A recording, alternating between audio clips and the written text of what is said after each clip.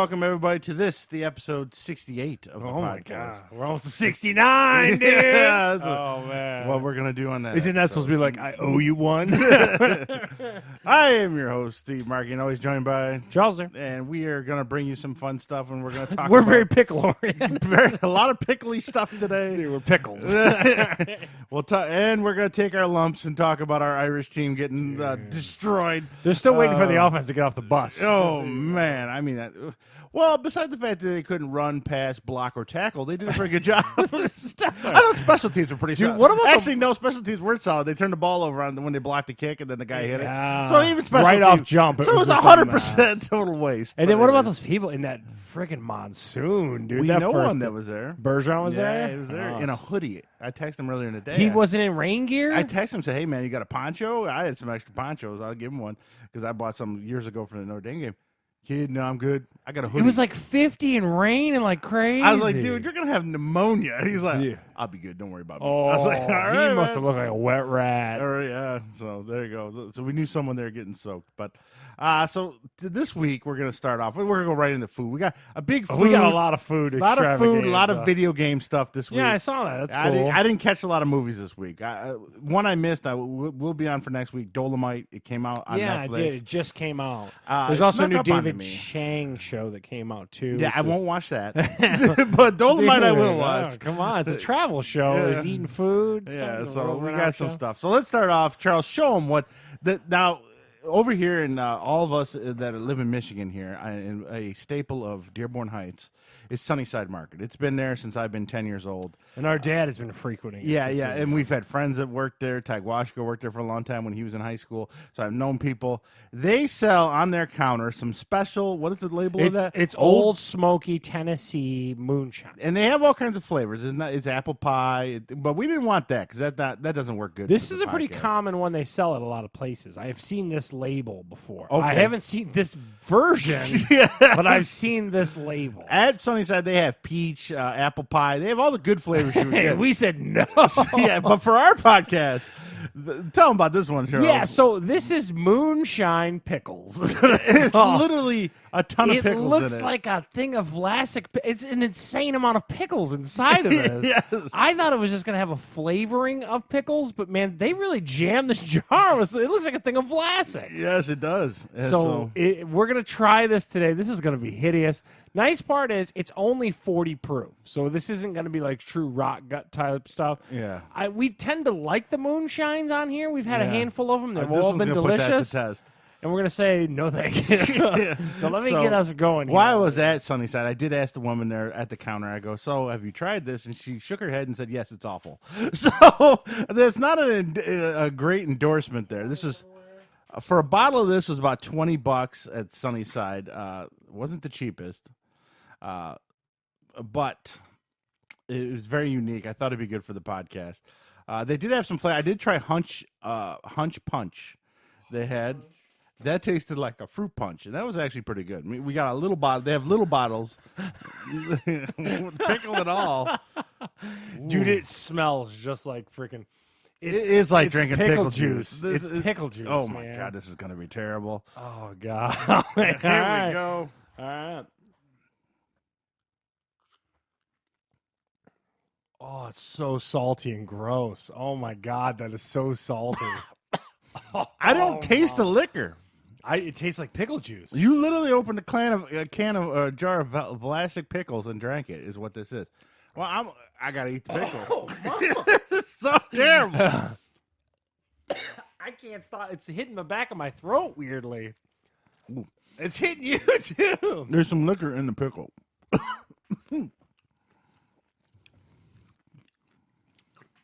This is fucking hideous. Just the liquor's in the pickle, and it's extra salty. Oh my God, so salty! I can feel my blood pressure going up. This is hands down the saltiest pickle of it. Oh my God! And I've ate a lot of pickles in my life. I know how gay I'm sounding right now. Oh my God! I'm gonna eat the whole pickle though. I gotta tell you, dude, this is one of the grossest things. We've had like salmon jerky on this podcast. This is right up there with some of the nastiest things we've had. Who's buying this like legit? Who's like, you know what? I need some pickle moonshine. He's gonna vomit right now. I gotta finish the pickle. Oh, I can't do it. It's hitting the back of my throat hard. Most of the alcohol went into the pickles. Ugh. I think. Because the juice didn't taste like there's any alcohol in it. You can take that back, please. Oh, my God. I can't do that. This is like Fear Factor, dude. Oh, wow. This is the worst thing. Oh, my God. Pickle Moonshine is hideous. I'm just amazed how I am with you. That pickle absorbed all the booze. Yeah, the booze went into the pickle. Oh, my God. So when I was there, it was You know what you could do? You could shove that pickle up your ass, get drunk. ass pickle shots. Dude, everyone bend over, keister and pickle. There's a little old man there. He was by about 5'2", and he was standing there talking to me when I was buying this. It is so salty. And he's going on and on about this stuff. Oh, how good do you think this is? And all this. And I go, He was way into it? really into it. His relatives, I know this because the guy told me his whole life story while I was Wow. standing there. His relatives make moonshine in Kentucky. And what they do is they make a strawberry one. But why would you want strawberry with that pickle? And they put fuck, chunks of dude. strawberry in it. And he said, once you eat that one strawberry, you're good for the day. Oh, yeah? So it- whatever it is, that fruit dangling in it is, fruit and is sucking it vegetables. up. Oh, man, I can't finish this. I I'll don't be blame you. honest. I don't with blame you. you. Woo. I ate half a pickle and most of that shot. For the record, I ate Ooh, the whole mama. pickle. I'm amazed how salty it was. Ooh. That is unbelievable. So the next guest we have on the podcast, I gotta gets grab a dared to- towel. I poured pickle moonshine all over the floor. Yeah. behind me. So the next guest we have on the podcast is going to be dared to eat one of the moonshine pickles. Again, that's at Sunnyside. Now they have other flavors. They don't just have the disgusting pickle. They, like I said, they have a peach and apple pie. The ones a normal person would get, but that wasn't fun for the podcast. So we tried the pickle one. Big thumbs down from me. Charles, do you want to drink some more pickle? No, not at all. How come I've spilled so much stuff out of the floor? I'm the worst bartender. Yeah, you're not very good at drinking. I wonder out if of, you got to keep it in the fridge. You got to, right? Because there's pickles in it. Yeah, I would assume. Yeah. Just leave it in the fridge, and then someday some kid comes over and Wait, accident. no, you want me to leave it in my fridge? I don't F you, want you it. taste it. What am I gonna do with that? That stuff's gross. You got to take it home so Michelle can try it. Oh, she hates pickles. Even without alcohol, she hates pickles. She'll never touch it. We That had to is a have- huge out of 10. I give that like a 1. Ooh, it's that's more of a dare thing. Yeah, that's. And you know what's crazy? You is lost we the had bet. 2 shots. Look how much of the we already drank like almost half of the jar. I think the point is eating the pickles, right? it's got to be that's because the right point. now there's nothing. That is terrible. Eating that pickle was rough. Contains 375 milliliters of spirits distilled with corn and 375 cc's of pickles. So it's half and half. And 1,000 milligrams of salt. Oh, my Lord. What's the sodium? So now, as if we didn't have enough salt, we're going to move on to our next taste test in honor of all things pickle. We'll bring back the pickles for Christmas time and let Dad and everybody have one. Oh, yeah. We'll swap out the ones Kim's put out at Thanksgiving. Oh, my God. You could totally get someone hammered. That's a real good joke. Make sure they don't have issues. So I saw these today, and I know you talked about the Pickle Moonshine. Yeah. So these are Lay's Flaming Hot Dill Pickle Flavored Chips. Because, again, I don't have enough salt coursing through my veins right now as we talk about. Give those a whiff. Give them a try, Steve. Wow, they are extra. They smell. I don't know what they smell like exactly. I gotta get the salt out of my mouth. Now, every year, Lay's does put out weird flavors. They just got. right We in tried the other fall. one too. So Yeah, we've had the a other couple of one these. is tomato soup and grilled cheese. Is that any good? It was pretty good. It tasted more like tomatoes. I don't taste pickle really. I taste some heat on these mugs. just like a hot barbecue chip. Yeah, I don't get the pickle. Story of my life. That's my biography. I'm feeling the heat though after I ate Yeah. it. That flaming hot chip will catch up on you. Between the moonshine booze and now this. No pickle. No, no pickle at all, really. Just basically flaming hot chips. They need to up the pickle taste a little bit. Do they know? Well, I mean, we're gonna advertise pickle. Steve just died. The heat catches you though. If you like hot chips, like a better made hot chip, or I don't know what other kind of hot chips there are, barbecue. Yeah, they got some heat to them. There's a little bit of heat to these. Not bad.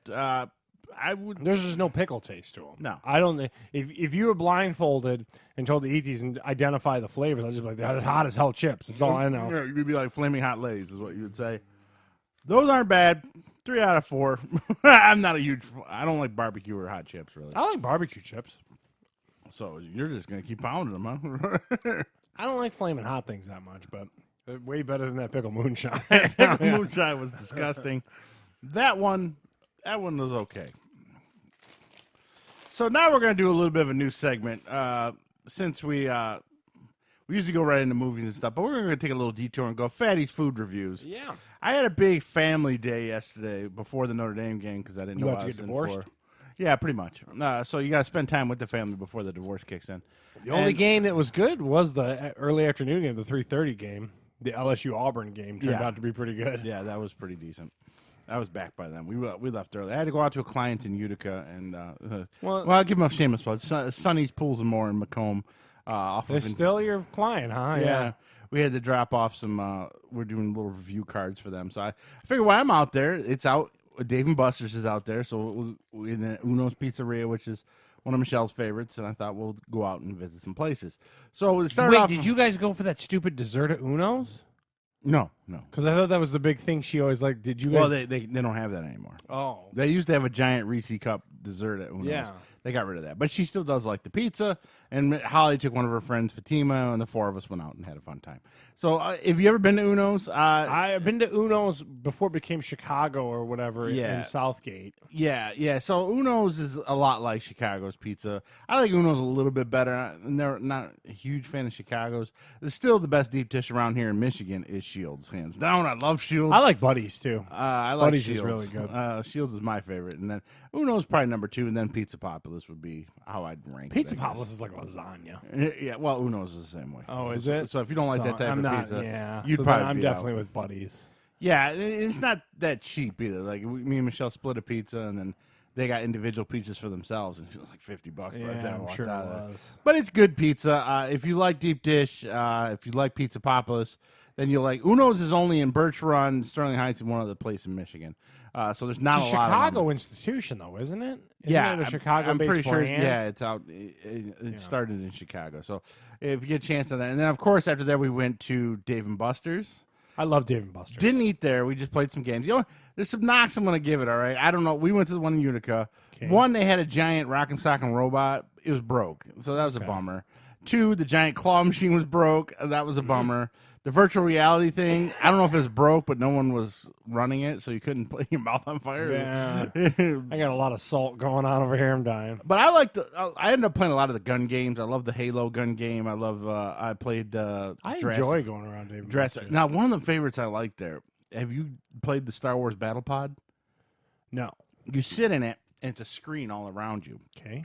And you can pick like the Return of the Jedi fight, the first. Okay, so you get to pick your theater. if you Yeah, will, yeah. And then you pick the X-wing, and it moves all around you. That's Like you're pretty moving. cool. It's pretty sweet. I Yeah. like it. It actually gave That sounds Michelle- like a lot of credits. Yeah. Well, 9 credits.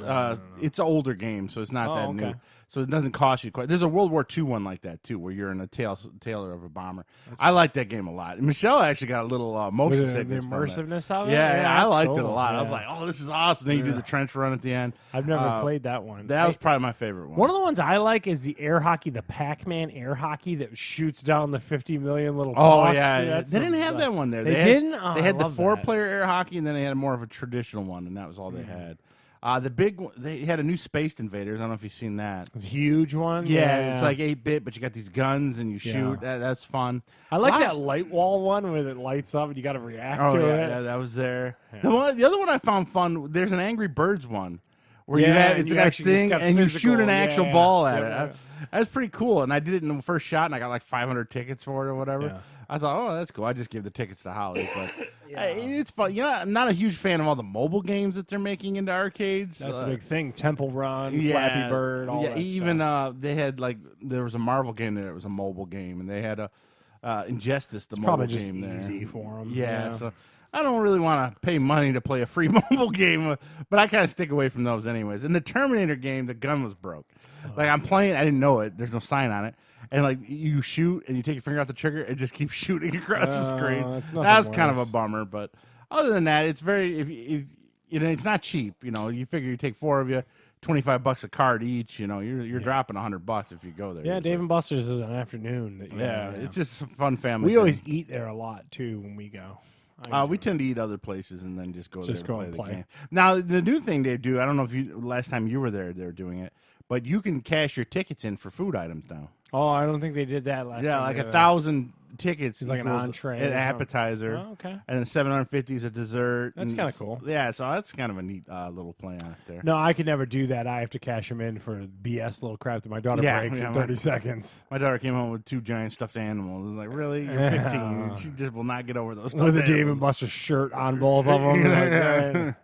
Yeah, so really cool, Holly. Really cool. Yeah, so it was a fun time. But then the main thing in Ride the Food review came up.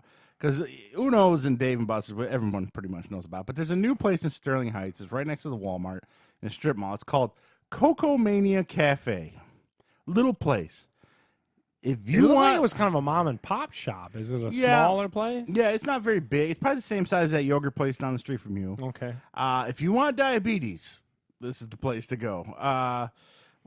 They have rolled ice cream. They have giant shakes. They have Acai bowl. How do you say that? Acai. That's what I got. Berries. That's allegedly supposed to be healthy for you. I don't know. How'd that work out for you? My sugar didn't go up this morning, so I must have. And then they also have like a Turkish coffee. This is a weird thing. Yeah, I know exactly what it is. Pulled. Yeah, and then there's this thing with this hot sand, and they make the coffee over. I don't know what the hell. They put it in that little bitty container. Yeah, and they got the dragon ice cream where you bite into it and your breath. Oh, I've never done that. Yeah, we didn't do that actually. Did they have Turkish ice cream too? Where it's all stringy, and then they mess with you with the cones. They might have. I don't know off the top of my head on that one, but so I got the Acai bowl. Basically it's like a fruit smoothie in a bowl, and then they put strawberries, bananas, shredded coconut, oats, and flax seeds on it. And then a little bit of honey. And it's not super sweet. And it's supposed to be lower calorie than actually ice cream. It wasn't bad. I mean, sounds like something that's supposed to be blended up and drank or something. Yeah, like I mean, it was okay. I don't know. I wouldn't. It was $10, and it was a little bowl. And then Michelle, the one that everyone goes for, is she got the freaky shake. It was called freaky chocolate shake or something. It was probably a foot tall. It had like that pickle jar full of chocolate shake, a chunk of cheesecake on top of that, with ice cream, and then just drizzled chocolate all over the outside of it. It's $15. If you go, you don't have to get one for you and one for Heather. You could probably share. Yeah. I ate a little bit of hers to help her out, but it is huge, and it tasted pretty good. And then Holly and Fatima got the rolled ice cream. Now Fatima wussed out. She loves Flamin' Cheeto. They had a Flamin' Cheeto rolled ice cream. Yeah. She didn't do it. Sounds about as tasty as this pickle Oh, moonshine. yeah, but we all dared her, but she backed out. But so Choco Mania Cafe, if you want to go and try some unique. Did you try the rolled ice cream? Like Holly and I were took kind a of bite talking of about Holly's. pre-show. It's really so they got that big frozen pan basically that's frozen from underneath. Yeah. They take a very liquidy like Milk ice almost. cream base, Yeah. and they'll chuck things in it, and then they spread it all out, and then they kind of roll it into like these little. Little carpet rolls of ice cream that they tong in. I find it completely overrated. We got a shop right here in downtown Dearborn. I was telling you pre-show. I don't get it. It's always super pricey. It's like, dude. Yeah. I'm a chunks guy. Obviously. Yeah. When you eat ice cream like a buttery pecan, I want a chunk of pecan. I want a chunk cookies of and cream. Yeah. With this, they grind your topping into a powder almost. pretty Like much. Holly got Oreo and Kit Kat in hers. But they smashed it until it's just powder. scrape Yeah, it up. so Yeah, I you don't don't know. really. You get the To flavor, your but point, not much. If I'm gonna go for an ice cream, I'd rather have a Cold Stone. I think. Yeah, me then too. I would rather have. I'd ice have cream. Cold Stone over soft serve. Michelle and them would all go for Dairy Queen over Cold Stone. But I like old school ice cream as thick as cement. Making a ball, stone in a bowl. I like that. But It all sounds better than rolled ice cream. Is what I would say. Yeah. But that's big fad. So Choco Mania, Sterling Heights Cafe, a little promotion for them. It's very unique, not cheap. I mean, it's gonna cost you some money, but go there, get you a giant. You're out shake. hanging out, goofing out with your family. It's probably Yeah. So there's my review. I give it a thumbs up. small little place. It looked like it was pretty small. Yeah, it's in a strip mall, so it's only about the size of a GameStop, I'd Yeah. say, if I had to guess. I only had 2 guys working there, and one guy was in the back, so But they got unique stuff there that if you haven't tried it before, like I said, they had tons of coffee there. I had a menu. I should have brought it with me. If you're a coffee lover, they had a haul. Are they selling bubble teas there? I didn't see those. I saw a lot of coffees. Sounds like something they would do too. Yeah, I they think had a that the variety other- of teas, but yeah. I didn't see the. But I wasn't looking for bubble teas. So I'm just saying, like that usually kind of goes They together. had crepes. Okay, they had the yeah. crepes and stuff too, and they had creme brulee. They had a lot of other stuff too. So it's a unique It's an place. expansive menu. You're out in Sterling Heights, give it a try. A thumbs up from the Markey family, especially if you want to get diabetes. Now, I saw this earlier, and this came out. And Charles, you want to elaborate on this? Yeah, so I bought this directly from Kellogg's. They're doing this in conjunction with GLAAD, or the Gay and Lesbian Alliance, like the charity that helps kids and stuff like that to get along in this world and not get picked on for being gay and all this kind of stuff. I love this kind of stuff because it pisses off all the Chick-fil-A people of the world. So for $20, you buy this. It was kind of a cheat thing, though. If you open up the box, it's just mini boxes chucked in there. I was hoping it was a bag with all of them together. And that's the that'd have whole been kinda premise. unique, Yeah. That they would bag it up. Because even when you look, you see the cereals all mixed up. But they right probably here. come from different lines, I would assume, and it's Yeah, probably hard to get them all together. But I get what they're doing, and anytime I can piss off the Chick-fil-A crowd, I like to do that. You know, all the homophobes that are in the world. So I thought this was a pretty cool thing. Everyone's looking at me like I'm a crazy person because I paid $20 for it, but you're really just making a donation to GLAAD. Yeah, is you're what just, it boils down you're just to. supporting a cause more than Yeah, and that's what it boils. You're not like, oh, I'm going to go through Kroger and buy this $20 box of cereal. It's like, you know what I mean? Like you're just Is trying that to- where did you get it at? directly from Kellogg's through their website, direct sales. It's not in grocery stores. No, not that I'm aware of. Oh, okay. And like I said, it was $19.99. They paid for the shipping, and they used it as a donation to GLAAD. And I just wanted to tell people about it. And like I said, piss off any homophobe Chick-fil-A I saw it on fans. the news. They were talking about it on the news. Yeah. Yeah. So And like I said, it was kind of a cow. I was the same way Steve was. I was a little bummed. I wanted a bag with all that in there. Yeah, all the you could different do it cereals. still with all the little mini boxes. It's that but- extra step you didn't want to do. You know what I mean? Yeah. Like it would be cool to have a bag of just rando. But anyway, all together cereal from Kellogg's.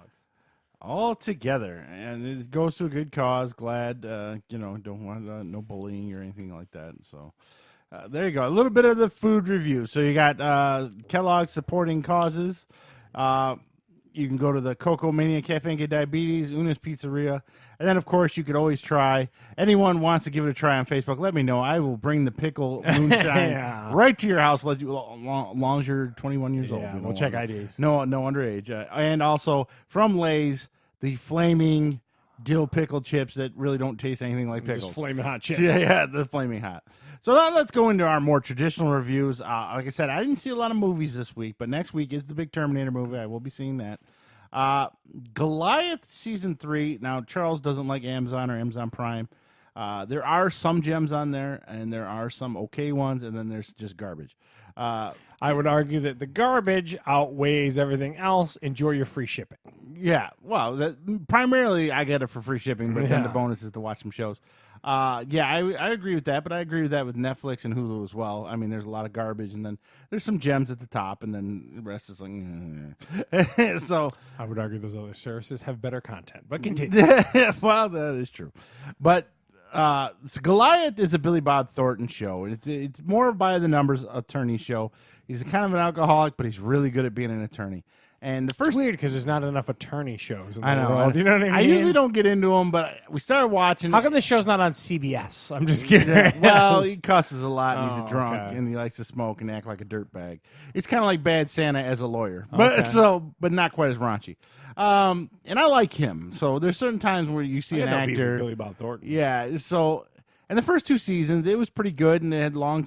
The one thing nice about Amazon series is they know to just have about 8 episodes and get out. Where Netflix is like, let's throw in an extra 5 sometimes, and it's like, oh Christ, let's cut these 5. Especially in the Marvel shows. I don't know about the other shows. But this season, we're on the 6th episode. I haven't finished the season yet. The first 4 episodes, it's about water rights actually, in outside Las Vegas, where there's a bunch of ranchers, and Dennis Quaid plays one of the ranchers. Okay. Bo Bridges plays the other rancher, and they run the water board to this little town. And they've been pretty much, it's underground water that's being controlled. They It's control like a it water all. table thing. Yeah, and they're going through a drought at this time, and all the water just happens to go towards the farms and none of the residents. So they call in Billy Bob Thornton to help them out, and and he's obviously investigating it and trying to bust them all. And that part's fine, but for the first 4 episodes, it's all like drug based. It was really like someone watched the first 2 seasons and go, you know what we're missing? A lot of trippy drug scenes. And so they threw in for the first 4 episodes, like Dennis Quaid and Beau Bridges, they go to this casino and go behind the scenes because they own half the town or whatever. And they take, what is that Indian drug? Peyote or whatever it's called. Sure, so they sit there and smoke that for like half the first 3. And I'm just sure that's a normal episode. Then. Yeah. And Beau Bridges, like, he daydreams that he's like Mozart and he's wearing the clothes. It's weird. It's like, I was like, what happened? And then finally, after the 4th episode, it starts going back into normal. Like, Billy Bob Thornton's starting to realize he's getting drugged, so he stops doing that. And now it's back into what it was normal originally. kind of format. Yeah. So it's almost like they filled it out with 4 episodes. It was a really weird choice. Sometimes, man, like that drug content stuff just annoys me. Yeah. I don't care. I get it. There's a drug problem in America and all this. Yeah, I don't need to watch someone trip balls. Okay, Yeah, it's yeah. not entertaining. Like, just show him smoking it and then he lays back and I then get cut it. and then cut to Yeah, a new yeah. scene. I And don't then need give me to- some more content pushing the plot forward. Yeah, and like Billy Bob's character is getting drugged and he doesn't know it. So like he's driving and like it's at night and the moon's huge, like doing like a heart beating thing, and he's like, Okay. oh, it's like a 10-minute scene. guess. It's like, I don't know. oh. So I don't know what they're doing there. Hopefully it finishes up stronger, but right now it's the weakest of the 3 seasons. But they are tying in old storylines from the first 2 seasons, so that's kind of cool because you thought those seasons were over and done with, but they bring back some characters. Like if you like lawyer stuff, watch the show. If you don't, then skip it. It's not. It's one of those okay shows. I'm not going to tell you, oh my God, you need Amazon Prime to watch this. Yeah. No, that's not So the case. what is your top 2 Amazon shows?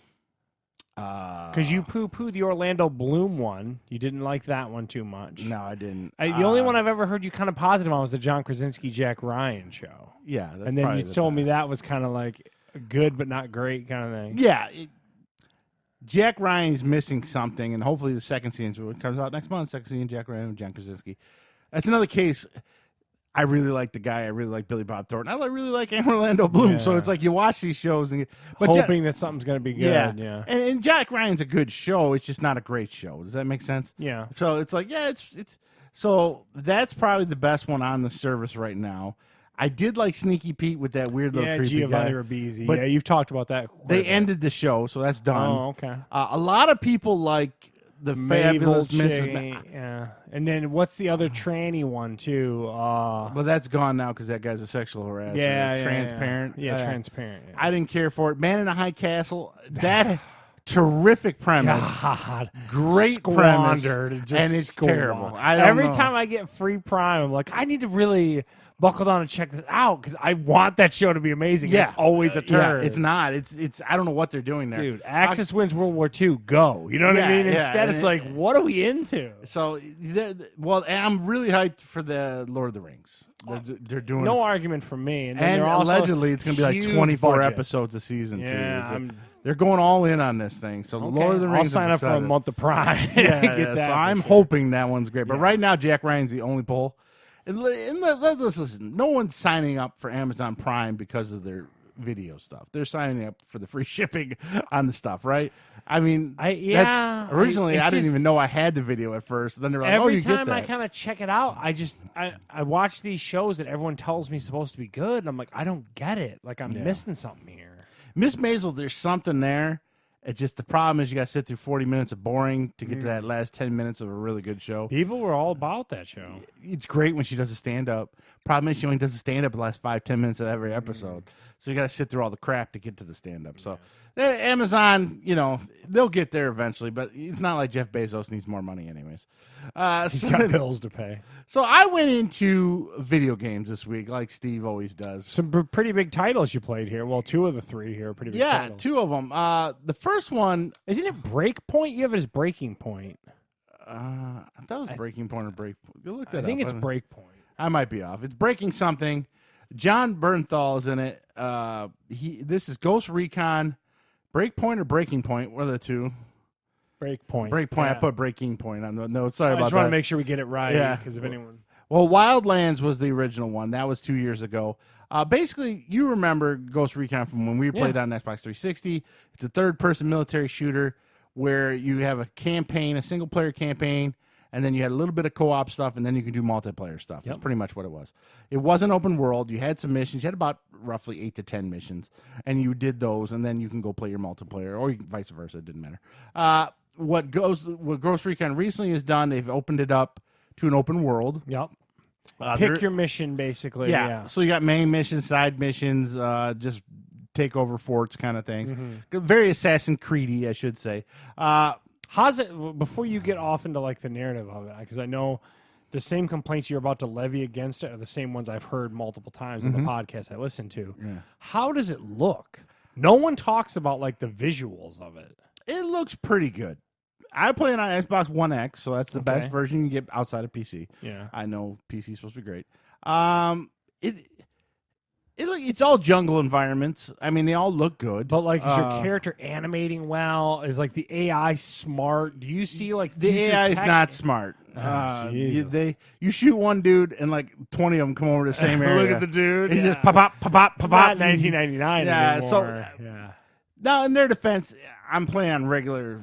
Whatever. Okay. I'm not playing hardcore or super hardcore because I don't want to die 5 million times. In the same spot. Restart from checkpoint. And once they find you, it's very stealth based. This one, if they find you, they bring the shit to you. So you're saying you want a silent assassin, go in there. Yeah, every gun you have better have a silencer. Perimeter guys, take them down, and then work your way. Here's the problem with the game: it's very rinse and repeat. You thought Assassin's Creed was. This is 3 times worse. Yeah.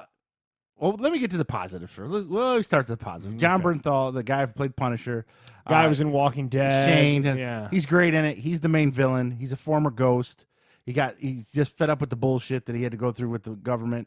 Decided to take over this island. I haven't got to the end of it yet, so I don't know all his motivations. How many hours you into it so far? Probably about 12, I would say. So fair, good 3 or 4 hours a day, you know. And I'm probably sticking mostly in the main missions. I haven't done many of the side missions.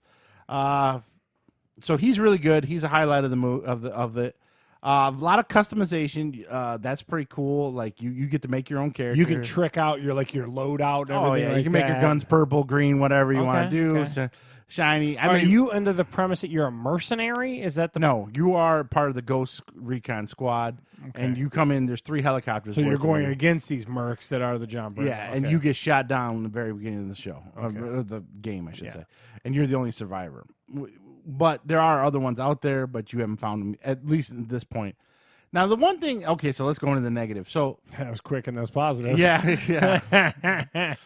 And again, very much what I heard. Wildlands, you could play it single player, you could play it co-op, or you can just do some multiplayer stuff. So it had the options. More of a traditional base. And they gave you 3 AI partners. So there's 4 of you. And... If you want to play with me, you could take over the control of one of the partners. You know, like a fire team, and you go in and out. I jump in. It's like gears and all that. They took that away in this game.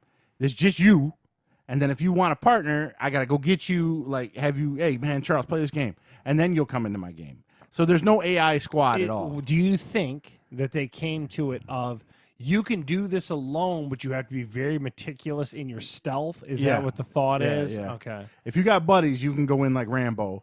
If you don't have buddies, you got going like Assassin's Creed style. Okay. And that kind of ruins some of the fun. Yeah. I'll be honest with you. Because once you get seen, they put red light flashing on you and just everything. It's like fucking Germany comes after you. It's like, God damn it. You're just running, looking for cover. So that's annoying. That's really annoying. And it's not super hard. So it's not like a single player / co-op now. They've made it more like The Division or Destiny.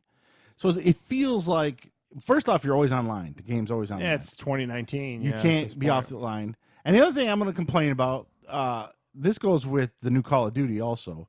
You have to log in with a Ubisoft account. That's the big thing. And Call of Duty's doing the same thing. You have to have an Activision name account. Acquisition and all that. It's so annoying. It's like, because of course, every time I get a new Ubisoft game or run a new Ubisoft game, I forget my login. I have to go find it.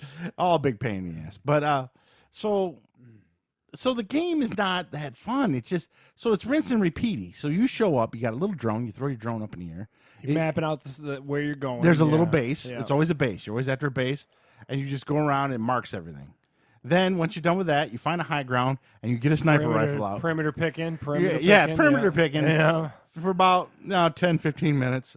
Then 90% of the dudes are dead. Then you can come in, pop a couple that are left that are inside the building. That's it. Rinse and repeat for about 12 hours. And here's the other thing. There's a little bit of fast travel. Not much. Most of the time. But you're clicking it. You're like, oh, I got to go. Helicopter based. Everything's getting a helicopter. And there's nothing. So you have no partners and nobody with you. So it's dead. There's no radio. It's just dead sound. You're just floating along. Yeah. So I was like, ugh. I haven't seen many of the glitches a lot of people have seen, but there is open world jank. Like, you kill someone and he falls through the door. Yeah. And you so that stuff's there, but I expect that stuff. But it's just not. It's a good game by the numbers, and there's a lot to do, but it's just not like, ooh, this is fun. So it just suffers from not being fun. Yeah, it really is what it is. Nothing makes a marquee AAA title, and it's not fun. Yeah, I guess it would be fun if I had 3 buddies that played with me every night, and then we went in and we were doing like G.I. Joe stuff running. Yeah, that'd probably be a lot more fun than playing by myself. But I like single player. That's what I do. But I don't understand why you can't load out AI. That's so weird. They took them away. They were in the last game. Yeah, they just like stupid. Yeah. So, and then a lot of it is. You're always getting new guns. So the guns have levels on them. That's like a Fortnite carryover. Like it's so all about your kit. You start off, you got like a level 10 gun, but now I'm at like a level 60 gun. But none of them feel different. They all feel the same. You want a sniper and you want a machine gun. That's all you want. And they all work the same. And the one thing nice is the enemies aren't bullet sponges. They have a padded vest, but you hit them about 3 times, they drop. Hit them in the head once, they die. Oh, so I'm just head popping. Yeah. I'm head Hang popping back and pick them all. Yeah, so it's just not that fun. It just sounds like a game that just it was made, but it's like the world didn't really need it and everything. Yeah. And there's microtransactions. Oh, shocker! But you don't really need them. I mean, like I said, I've made it through half the game and I didn't buy nothing. So how much you pay for the game? I got it $10 off, so I paid $50. In all honesty, you'll get your money's worth because it's long. It's going to be long, and if you do all the side stuff, it's going to be 3 times longer. But I'm not doing that because it's like, geez, I do have to have a little bit of a life. But in the end, just not that fun. Give it a 5 out of 10. It's just not very exciting. And that seems to be on par 5s and 6s. Seem to be what everyone's kind of hitting it with. So if they would just tweaked it some, maybe give your AI partners back, just made it a little more entertaining. Google Stadia is getting its own mode in that game. Is it going to be fun? I don't know. So that's interesting. Now the other one I did break down, and I got the Ghostbusters remaster on Xbox. Yeah. What'd you pay for that? That was $30. Okay. I will say you went to GameStop and picked it up. You did all the. No, I got the digital version. Oh, okay. Because they say the disc has a glitch in it and it doesn't play right. So so I went with the digital to be safe. I don't know how I missed this when it came out for Xbox 360. Is it that good? Let's pump the brakes a little bit. Oh, wow. Story, sound like you really were missing something. When you initially play it, it's a lot of fun. It's a whole new story written by Harold Ramis and Dan Aykroyd. It actually takes place right after Ghostbusters. No Bill 2. Murray involvement. He's in it, a voice actor. Oh, okay. So Ernie Hudson, Bill Murray, Dan Aykroyd, and Harold Ramis, all in it, all with new dialogue. I thought they were just going to take it from the movies, but no, there's new scenes like Bill Murray's hitting on some girl, asking her why she want to go get some coffee while you're trying to fight the Stay Puft Marshmallow. That's pretty good. Yeah. It's some of the story. Somehow, all the ghosts get out again, and you're a recruit. You don't play one of the 4 guys. You're a recruit. The only bummer is you don't get to do a customization on your guy. It's like, here's a generic guy. So that's a little bit of a bummer. And then like the first mission, you're going back to that hotel because Slimer got out and went back to that hotel. And that's almost like beat for beat, just like the first movie. But then you fight a big fisherman ghost too. So they add new stuff with the old stuff. And then there's a big... How are you fighting things? Proton packs, basically? And this is the knock on the game. Oh. It's the same thing over and over and over and over. I only played about 2-3 hours. Literally done the same thing every time. You walk in a room, you get that meter out, you find something, you scan it. You get a pop out. Yeah, the ghost pops out. Then you just use the thing. Then they help you, and you throw a trap, and you get the ghost in there. Rinse and repeat about 100 times. Oh, jeez. So unless something changes is the dialogue witty enough and all that kind of stuff? Yeah, the dialogue's funny. It's witty. It's just the gameplay is kind of rinse and repeat over and over and over. Like, so I've captured 85 ghosts. Yeah, so I don't know. I haven't finished it yet. I'm about halfway. I would assume about a little less than halfway. But man, I hope the gameplay. Give me a stage where I drive the Echo 1 or something, and not even that. You just go to an area, walk in, and you wrangle the ghost next, and rinse and repeat. So, but at least it is. If this was, it does make me sad Harold Ramis is dead, because this could have been the third movie, really. Yeah. I don't know why they didn't do that. When they just say, hey, take the script from the game, go make the movie. But it's fun. It's nostalgia, but it gets a little old pretty quick because you're not going to do much different from the gameplay. Because there's not even any power-ups. Like, it's not like upgrade your pack. Yeah. It's not like you can get like a proton lasso or anything. It's none of that. It's like, did they not think any of this stuff? But I didn't realize the game's 10 years old and stuff like that. So that game, I give it a 6. The Steve 6, because it's only $30. And if you haven't played it, but if you had played it, no reason to go back. Is this the 360 game remastered and brought back? Yeah. Okay. Well, here's the funny thing. The game, how does it look? The gameplay looks good. They cleared it up. It looks good. The cutscenes are still the same cutscenes from the 360. They're still muddy. Yeah. So the cutscenes look worse than the actual game. Which usually most games it's the other way around. So I thought that was kind of funny. But it has all original voice acting and original script in it. So if you want to play it just to see the story and want to know what Ghostbusters 3 should have been, then you should go ahead and do it. If you're a diehard Ghostbusters fan. But then again, if you're a diehard Ghostbusters fan, you probably already played the game. Yeah, I was going to say, you just haven't missed it. We're just late to the game. So now here's probably the game of the week, Call of Duty Modern Warfare. I was cracking through some of this today. I did text you. There's something you forget about Call of Duty. It's just how hectic and awesome it can be. I love a single-player campaign. I know people love the multiplayer on that stuff, but that single-player stuff is fantastic. It's like a popcorn movie that you're a part of. It really is. They do a great job with it. When you're having to hold down certain forts and all this kind of stuff, and it starts, like you said, it gets real hectic, and you're just like watching a meter, but you're like, dude, I gotta get through. It can be great. I'm already on the last stage, though. If there's one knock on it, the campaign's only 5 hours long. Oh, okay. But after playing... But you should be impressed that there is a campaign. There's games coming out with it. But after playing Assassin's Creed and Ghost Recon and knowing I got to put 40 hours in, this 5 hours, and it's action-packed. Here's some missions. You go do it. And, of course, it looks great. Always looks great. Call of Duty always looks great. The story is you are either part of the British Special Forces, or there's another guy from Alex who's part of CIA, and you were helping a rebel group against pretty much Russians and this other rebel group in Kazakhstan or something somewhere. Some of Stan. Yeah. So you're shooting Russians and these Arabic terrorists all the time. Is pretty much what you're shooting. It's great. It's a lot of fun. You just forget. There's a scene where you have to raid an airfield, and it's pretty awesome. Yeah, you're helping the rebels. There's like 50 rebels of yours. We're all just running, just gunning, and cool. Those games does do like those massive theaters really well in all those Call of Duty games. I'm convinced those games are the best games to wear a gaming headset. Oh yeah, get all that going around. Oh, the bullets flying. Sucks you right in, man, those games I have to wear the headset when I play those because those are the best when you're wearing them, and it is great. Visually awesome. Visually, it's a 9. This isn't back to a Modern Warfare. Did they? Yeah, there's no exoskeletons. There's no robots. There's no scaling buildings anymore. Okay. This is pretty much like if you were in the military in 2020. Okay, is pretty much what it is. There's sniper rifles, shotguns, grenade launchers. Nothing crazy. I think that guy named Soap, right? Soap was. He's got the weird mustache. He's British, and he's back. You're most of the time he was in the commercial for it too. Yeah, most of the time you're this American CIA agent named Alex. He has like a weird mustache too. They're into mustaches, I guess. In this, he has tats on his arms. You're pretty much him. You're helping this female rebel leader and her brother. The one stage is really cool with the airfield one again. They have RC planes and they strap C4 to them. You get a controller and you fly them into like helicopters. It goes back to what you've kind of bitched about the other two games. That's just a variant of a mission. Steve's like, okay, break up the monotony a little bit. Exactly. So you're shooting a lot, but hey, I'm gonna fly a plane. I'm gonna do a sniper scene. Those little breaks you don't realize. Yeah, you use a mortar at one point. There's another one where all of a sudden you take a break and you're in the helicopter and you're like doing air support. Yeah. So there's that. They get it. They go, okay, well, you don't want to shoot for 12 hours straight. Let's give you some variety.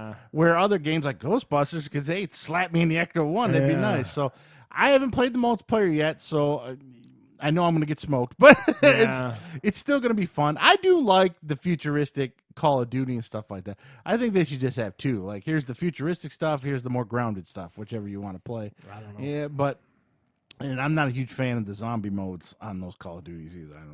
Whatever.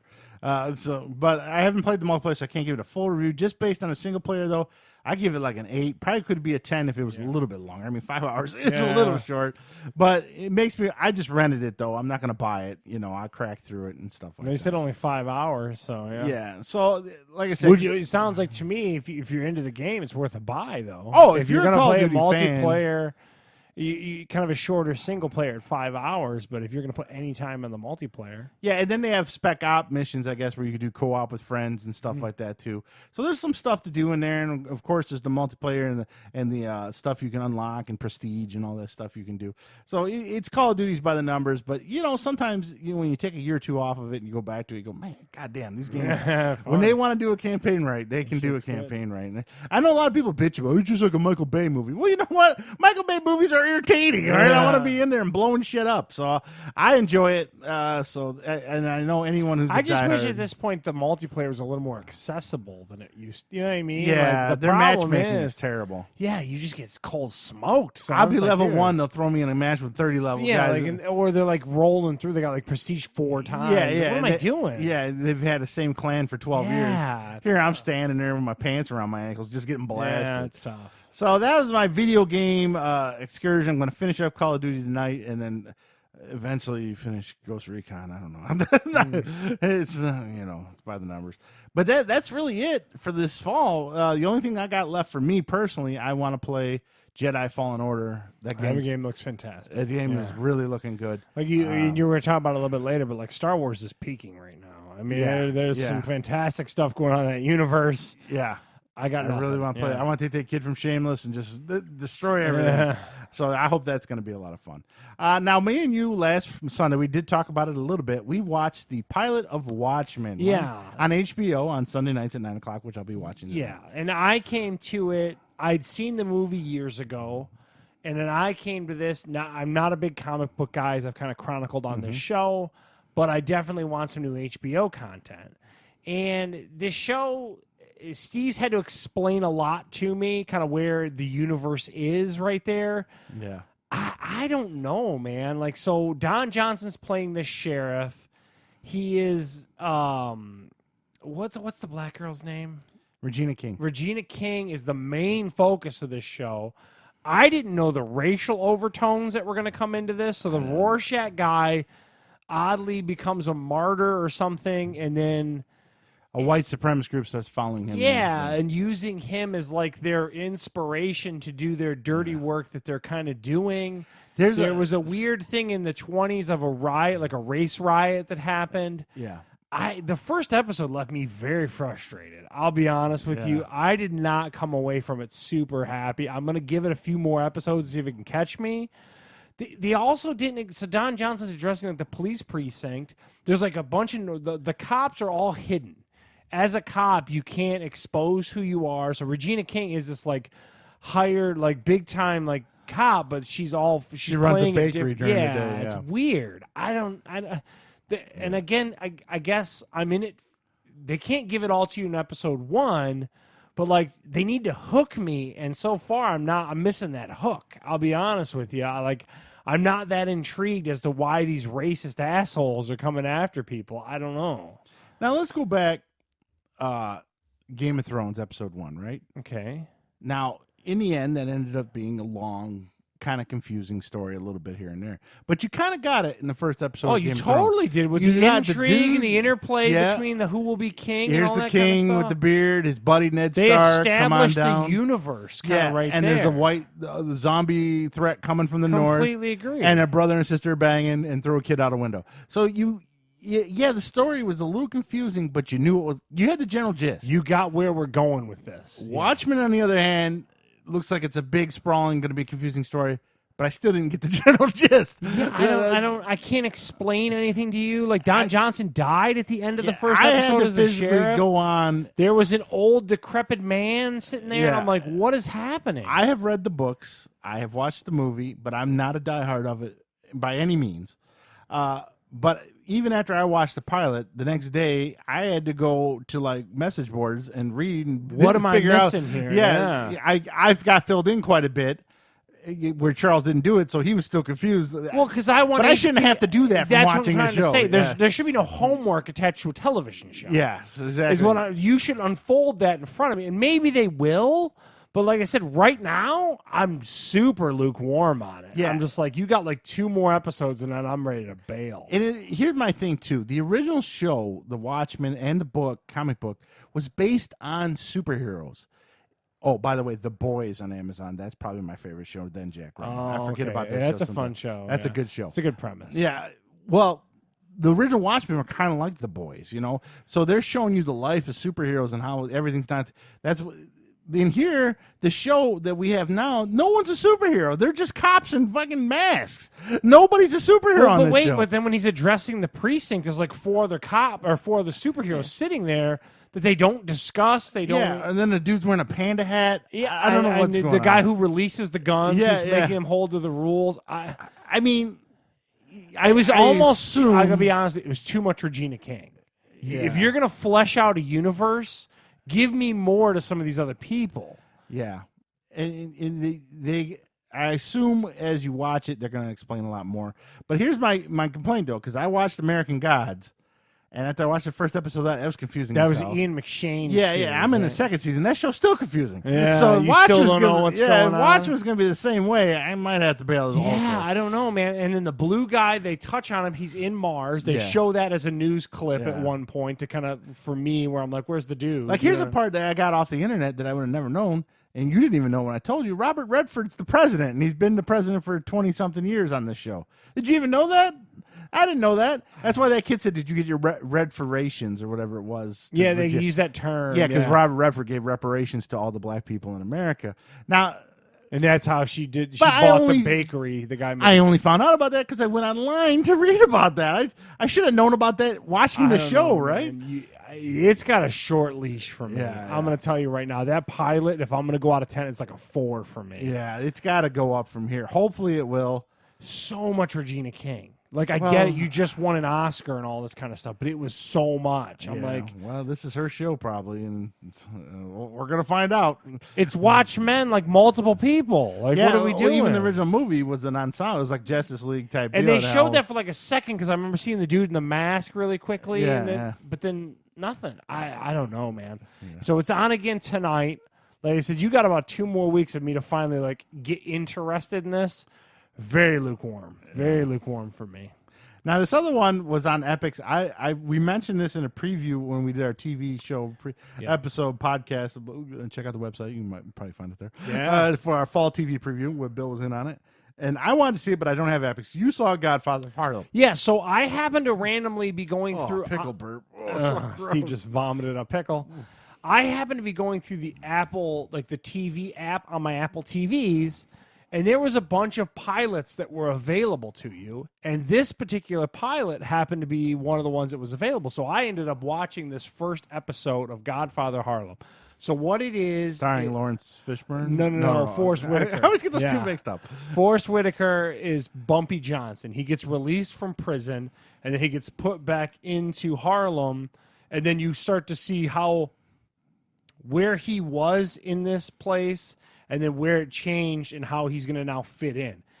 I got to tell you, it was super intriguing. And the problem is, it's on goddamn Epix. And I'm like, oh, crap. So Vincent D'Onofrio plays an Italian gangster who is beginning to push in heroin into the neighborhood, into Harlem.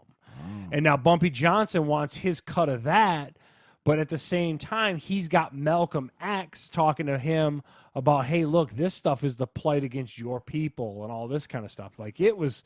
Paul Sorvino played like the head of the Italian guys. Oh, wow. Dude, I'm telling you, it was super good. I'm like, dude, I need Epix in my life. Oh, man. We mentioned it in our preview. Like, man, this one sounds good. Dude, unlike Watchmen, I got that one real quick. And I'm like, dude, okay. So now, basically, Forrest Whitaker is kind of backdooring the Vincent D'Onofrio character. Like, hey, I need my cut from the brown, as they call it, the heroin that you're moving in. And he's like, no, you're going to give me this %. You know what I mean? Like, he goes and, like, blows up like a butcher place. Like, no, this is my cut. And then, like I said, it's neat to see the juxtaposition of like him still standing up for like black people with Malcolm X. And this is all based on real people. This isn't made up stuff. Right? I gotta tell you, man, I was like, dude, I need Epics is like nobody has Epics, dude. I can get what a waste of a good I was show. looking at it. I'm like, I can get it added onto my DirecTV for like $5 and stuff like that. I'm like, I might need to wait until that season kind of premieres and then get it on demand that show and then kick it out of there. It could come on DVD or something. You might be able to rent. Yeah, I got to tell you that or first iTunes might have episode some was pretty episodes. because like he's doing like the Tony Soprano thing where like he's with his wife and his daughter, but then like he's got to go do dirt. You know what I mean? Yeah, like, yeah. Dude, and like I said, Vincent D'Onofrio is like. So he's underneath listening to Paul Sorvino's like what he wants to have done, but he's like an up and coming Italian guy who wants to like, I got to move up and all this kind of stuff. So dude, it's got some crazy violence too. Like he kills the one Italian guy while he's going down on a maid and just walks in with like a freaking butcher or not a butcher, a barbershop razor like you gave me. Oh. Starts slicing this dude up. I'm like, dude, this is super good. Yeah, man, it sounds good. We'll have to keep everyone informed on that. Yeah, if it we just find a goes to way. show like you would I just might be able to get it on Vudu for like $2 an episode. Or something. maybe. It goes back to what you were saying, kind of the Game of Thrones. You started to understand the pieces in this one, and that's what, again, was so frustrating in Watchmen. I got it. Like, so Bumpy Johnson's going to still try to hustle, but he's also got to be good to his people, and he's got, you know what I mean? Like, you got it real quick, and that was kind of, it was pretty good. It was admittedly pretty good, and so I give that a big thumbs up. And if you can get Epics, it looks like it's going to be a pretty good show. Yeah. So let's recap a little bit. Goliath season 3 got a weird drug-based storyline. Not the greatest this season. Ghost Recon Breakpoint. Man, I wish it was better. I've always liked Ghost Recon, but Ghostbusters, the video game, is what Ghostbusters 3 should have been, but the gameplay gets a little repetitive. But you should play it just for the story. Call of Duty Modern Warfare. Campaign's great. You forget how hectic and awesome Call of Duty can be. And you already know if you want a Call of Duty game or not. Yeah. Watchmen, confusing, but we both have high hopes that it'll get better. And Godfather and Harlem, big thumbs up right off the bat. Sounds great, based on true stories of Bumpy Johnson. Good luck finding Epics. Yeah, and it's on Weird Epics. So there you go. Now I'm going to go a little bit in the 3 minutes of wrestling because I watched AEW Dynamite. This is their third or fourth episode. And I just wanted to give you some thoughts on what I think so far, what it's doing. So how many episodes have you seen? I've seen 3 out of the 4, I believe. So I was going to say, they're about a month in. I might be off by it. I've seen one less than they've aired. So, Okay. Now, I will say, Are you catching these live? Are you TiVoing this? Are I you usually DVRing catch it this? live. Oh, If it's a wow. Wednesday, I'll throw Throw it on a TV. If I get back from racquetball, usually, and I eat something, and it's about 8 o'clock, I'll turn it on and just leave it in the background. And last week I was playing Ghost Recon with that going in the background. Now, here's the one thing I will say. Their big push on tag teams, which WWE kind of just throws tag teams to the side, even though they do push some here and there. The problem with their tag team matches, everyone's just flipping around. It's like gymnastics. They love this aerial stuff. And so when man. you add in that the tag teams, they're doing even more flips based off of other they're people. flinging each other to fling to fling to fling Yeah, to fling. and like you get flipped. Like I think that's that Young Bucks influence. yeah, well 'cause you they do a love that. 360 power driver from the top rope, and the dude just gets right up. Yeah, the impact. We talk about it all the Oh, time. and it was like big time because it had the Lucha Brothers, which I think they love those guys, and they fought the guys called the Best Friends or something like that, and Lucha Brothers won, and then so it's SCU, Southern Cal. Those are the bald guys. Yeah, right? yeah, it's them versus the Lucha Brothers for the tag titles this coming Wednesday, actually, or they might push it to the pay-per-view. I don't know. The one thing I will say about the show, the crowd, every crowd is really into it. I don't. And you watch. Is it moving around or is it staying stagnant in an arena? Oh, they're touring. This week so they were in to Pittsburgh. your point, they're everywhere, and people the nutbags are finding them. Oh everywhere. man, yeah, those fucking 40-year-old virgins with beards in their mom's basements are loving this shit. Oh, wow. Even if you go online, it's really high energy. So I will give them credit on that. There's 2 things they do that I like. The other thing is with Raw and SmackDown, you get to see the same guys every week, which I get it. You're gonna get familiarity with them, but it's only so many times I want to see Seth Rollins and Bray Wyatt or Seth Rollins and whoever he's feuding with over and over and over again. The one thing AEW does do right is they don't shove everybody in your face every week. So let me ask a question then. So Do they pause their storyline and give them a week to breathe and then bring in another storyline? Is that what you're telling me they're doing? Sometimes, yeah. Now, of course, the main guys like Johnny Moxley and Kenny Omega, they kind of work them in They'll each bring week. a little bit, maybe a little. But like, for instance, I forget the guy's name. He was in the pay-per-view we watched the first Johnny Moxley, and he showed up in this episode. This is the first time he's been in it in 3 weeks. So they kind of bring in new, fresh faces. And it kind of changes up those plot lines. Yeah. Not even full plots, but at least you get to see someone different wrestle. Where WWE, it's like, here's the same 10 dudes every week. And it's like, God, okay, well, they're in a tag team this week. Oh, okay, got that going. So the one thing AEW does do right is they try to spread out they don't try, like Cody Rhodes might wrestle this week, but like this past week. Just have an interview or something. Yeah, exactly. That's what he did. He did a segment. Yeah. And they finally, they're catching on some entrances.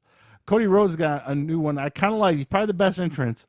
He's got like these lights, and he comes up through the floor, and some smoke comes out. I was like, "Hey, finally a decent entrance." I couldn't tell you what the music was; it was terrible. But but they're working on their entrance, so they're working on things. Are they on the juice yet? No, none of them are on the juice, and Chris Jericho is still juicy. Still, and the other thing I don't know any of the main moves. They're not very like when Austin. But it goes back to the Impact stuff. It's just like I said, like nothing holds anything. Yeah. You know one main move. Yeah, spinning back elbow. I know his, and there's a female wrestler who's from Pittsburgh, and she's got a move where she puts them like in a submission and takes her fingers in their mouth because she's a former dentist. So that's it's called the jaw lock or something. Okay. I know her move, so I know two main moves out of the whole roster. So it's like they really like Austin would hit the stunner back in the day, and JR would go nuts. The stunner. You know, here they hit stuff, and it's like, was it? I don't know. Was that a move? Yeah, but then it's into transition to and then they get right back up. So they still got a lot of work. I'm just pointing out some things I've been seeing this week. Some highlights, some negative, and I can't imagine the crowd's going to stay a high energy like this every week, but.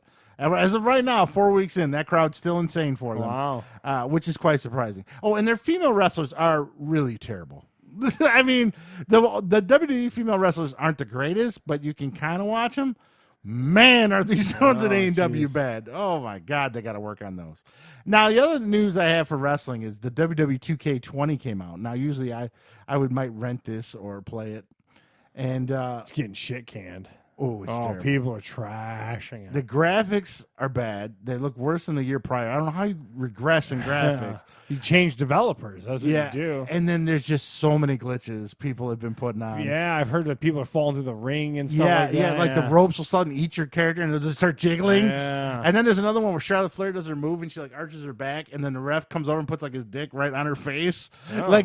Hello. Yeah. So there's a ton of glitches they got to fix. And maybe they'll get them patched or anything. But right now, WWE 2K20 is a hot garbage, hot mess. And stay away from it. You'll probably catch it for $5 after Christmas. So there you go. So there's a little bit of look. Who's on wrestling. the cover? That is Becky Lynch and Roman Reigns. The man is on the cover. Oh, the man. Yeah, you know it. And again, another wrestling side note, watching Lions today, Vince McMahon cannot bitch because there was a ton of SmackDown commercials. Dude, I'm telling you, one was in game. Like they brought, I'm like, this is crazy. Yeah, they are promoting the wrestling. Yeah. Vince McMahon cannot bitch about that or whatever, or at least use it as an excuse. So that leads Fox and NFL right into our NFL football recap. Of course, on Fox this past Did you watch Thursday. this Thursday night game? No, I watched some. It was 6-0. I can't do it. I can't do these. I saw Adrian Peterson running with a cane. I was like. It's like, are we serious with this? The Redskins are a hot mess right now. Redskins played the Vikings on Thursday night. Bill Callahan's coaching them? Yeah, because they fired Gruden. Redskins had 9, Vikings 19, in one of the most uneventful games I've ever seen. It was just, I mean, Redskins were a little competitive in it, but at the same time, it was terrible. I don't know. Redskins are a mess. Haskins, that rookie quarterback, he throws like 19 picks a game. So is Baker Mayfield, and the league loves him still. Yeah, I don't get that one. But so as a little look at Thursday night, they're bad. I don't know if it's the timing or whatever, but just have you seen a Thursday night game and thought, wow, what a great game? I don't watch them. I can't do it. I get up at 4:30 in the morning. I got to go to bed. You don't even watch like a first hour of them? No, unless Pittsburgh hasn't played one yet. So I don't get to watch them. It's what we talked about before. I love football, but like I can't watch it 7 nights a week. I just can't do it. I'm sorry.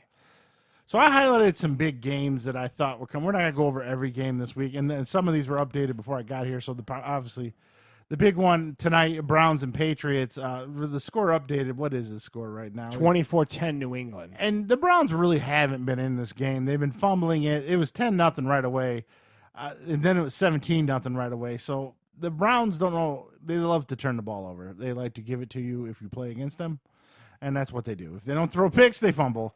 I don't know what an update on the Panthers and Niners, but Niners were smoking them 21-3 as soon as the podcast went on the air. Yeah. It wasn't very good. Lions won today in an uneventful game. I mean, they still gave up. I tell you what, the Giants are hard to watch. Yeah. Jesus, with that quarterback, and they don't use Saquon Barkley enough. And I'm Yeah, just like, he's what the is only going highlight on? is that running back.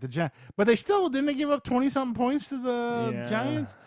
So their defense still not great. Now the big one I thought would be close because the Bills were 5-1. Yeah, I was gonna say this was a big deal, but it sounds like Philly went in there and just ran all over top of them. Yeah, I didn't watch the game. Eagles 31, Bills 13. The Eagles smoked them pretty good. Ran the ball pretty effectively against the Bills. All the highlights I saw were long runs. So, Bills didn't show up for that one. There were some other ones. Colts, I think, pulled out a win. Yeah, last second against- they flipped to it. Adam Vinatieri kicked a game winner after he missed a couple. Jacksonville just beat the Jets. The Jets are just a mess. Let's talk about your Falcons. Oh, let's not talk about them. Dude. Let's just hang that up. It's my God. Oh, the Falcons. Well, Matt Schaub started. Seattle went to So Matt Ryan's got ankle issues? Is that what they- ankle, knees. that what it is? His vagina's broke. I don't know. They're done. Now they're 1-6, I believe. Looks like that Oakland-Houston game's pretty good. 21-20 Oakland. Yeah, so NFL, some unique games. Now let's talk about some previews of the night. This is going to be a good. Now this is a game I'm definitely going to tune into. Now is Rocket Arm playing? I don't know. I don't think he is. I don't think Mahomes is playing. The Green Bay Packers are going to Arrowhead Stadium to play the Kansas City Good Chiefs. Sunday night game. They'll start at probably 8:15. I would imagine. I tell you what, man. As I'm watching the New England game, we got it in the corner here. The weather this weekend for football is brutal, man. All these games are playing in typhoons. So I like if Mahomes isn't playing, I like the Packers to win this game. I like Kansas City though. So give me Not with a backup quarterback. I without Rocket Arm Mahomes. Yeah, I was gonna say I'm pretty sure he's not playing. But the Packers have no one. You talk about okay. Well, they're 5-2. They Yeah, I understand that, but that's all Aaron Rodgers. Name me two other people on the Packers. The Jones. Yeah, exactly. I guarantee there's I'm just saying, they're recruiting out of the audience. Hey, can you run a route? Go, man. It's crazy. Well, I don't know. I think they beat the Chiefs tonight just because of the backup, and the Chiefs have lost some Chiefs of their. got some pretty good weapons. They lost some of their mojo the last 3 weeks. Yeah, they do look a little sketchy at times. They need a bye. I think their bye's next week, so they're going to buy. Get healthy a little bit. Now let's talk about the big 1975 debut tomorrow. The Miami Dolphins at take out Pittsburgh. the Pittsburgh Steelers. Now this game would have been great in 1978. Mason Rudolph is back from the concussion protocol. Thank God. Yeah, so we're gonna put Duck Caller on the freaking on This the is bench. 13-9. The Steelers win. This is gonna be brutal. The real question: what are the ratings going to be on this game? It'll probably be good. Steelers get ratings. Yeah, it's true. I mean, did you see when they played the Chargers? No. It looked like a Pittsburgh home game. It was the craziest thing you'd ever see. So Dolphins versus Steelers. I know who you're going to pick. Yeah, what is your prediction on the score? He's going to be gnarly, like you said, 17-10 or something. Yeah. This is a Booger McFarland's going to have his work cut out for him because I don't think many people. Good luck making this entertaining. Oh, the Dolphins are. I don't know who's a bigger. Okay, right now, Redskins, Dolphins. Who's a bigger train wreck? The Redskins are a huge freaking. But the Redskins got to win. Dude, the Redskins are a dumpster fire. I'm telling you. Dolphins are pretty bad too. I don't know. They're not in the headlines the way the Redskins are. I don't know. So there you go. There's a little NFL preview and a look back. We don't try to dwell on it too much because things are going on while we're still on the podcast. But a little previews and stuff like that. But we are going to take our lumps. Yes. Yesterday in Ann Arbor, Michigan at 7:30 last night. In a typhoon. Number 8, Notre Dame played number 19, Michigan. Well, did they play or did only half the team? And no one gave Notre Dame a memo that they had to play the game. Yeah. Because they did Their offense didn't make They were in the hotel still. Here's the best part. Brian Kelly, as the head coach of Notre Dame, is 11-1 after a bye. Oh, yeah. Well, it really showed yesterday because they lost 45-14, and it was never I close. didn't think it was that close. No, Like, yeah. even it was the score. 17-0 when you blinked your eyes at the half, and then it went to 17-7 at one point. You're like, maybe, and that's only because the refs gave him a phantom pass interference. There was a call. lot of hokey calls. So you're like, oh, maybe, and then they fell apart, and Michigan said goodbye. I'm not going to be a U of M fan. I'm not going to completely say burn the program down like all the U of M people have been doing. But is this a marquee win for Harbaugh, or was Notre Dame inflated? Yeah, well, they were inflated, but it's still a top 10 game. He couldn't beat a top 10 team or a team higher ranked than him. That was the big thing going in, right? And now he's done it. But does U of M fan agree with? I'm just saying, like, in other words, is Notre Dame super inflated? That's what I'm wondering. Well, Valenti called this. He said that Michigan's probably going to win. That Notre Dame's a little overhyped. Yeah, and Mike Valenti on 97 won the ticket. On Fantastic sports talk. Yeah. The guy really knows his stuff. Just too many commercials on the show. But he called it ahead of time. Any normal Vegas person was also taking Michigan. Notre too. Dame's got a week off. They're ranked 8th. They've been scoring a ton of points. So any normal Ian rational flinging the ball over. All right, Notre Dame wins this. Maybe I knew it was going to be close. I texted Bergeron. My pick was 24-23 Notre Dame. Squeaker, yeah. Wow, was I wrong? Even Mr. Bergeron, who is a giant Michigan fan, said 28-21 Notre Dame. Yeah. Everyone thought you Notre Dame forgot was to gonna win know this. that the offense wasn't getting off the bus. Yeah, no one told me that Notre Dame wasn't going to show up. Yeah. And here's the sad thing. So Notre Dame, their next 5 games are pretty much garbage. Yeah. So they're probably going to win them. They're going to finish 10-2, but it's going to be a very shallow, hollow. Good. Well, Enjoy we still got the Pac-12 swing side. We've got to do Southern California. They already played USC. Oh, did they? Yeah, they beat them by 3. Yeah.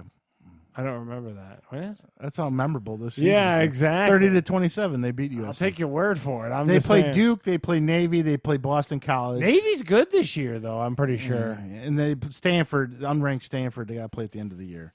Stanford's really the only one that they may lose to. If Stanford's a dumpster fire. They just lost to UCLA. I know. Well, I'm just telling you, out of the ones left, you can see it on there.